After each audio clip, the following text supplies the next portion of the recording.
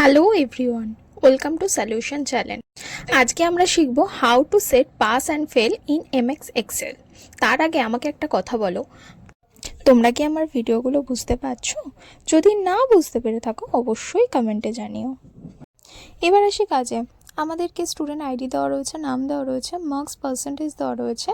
আমাদেরকে পাস না ফেল সেটা আমাদেরকে বার করতে হবে। তো আমরা কীভাবে equal to if first bracket marks percentage select করলাম, greater than equal to 49 comma quotation mark দিলাম, পাস কোটেশন কমা আবার কোটেশন, ফেল কোটেশন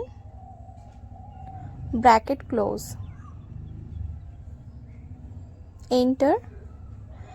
পাস মার্কসটা আমাদের ডাবল ক্লিক করার সাথে সাথে টোটাল পাস ফেল আমরা পেয়ে গেছি।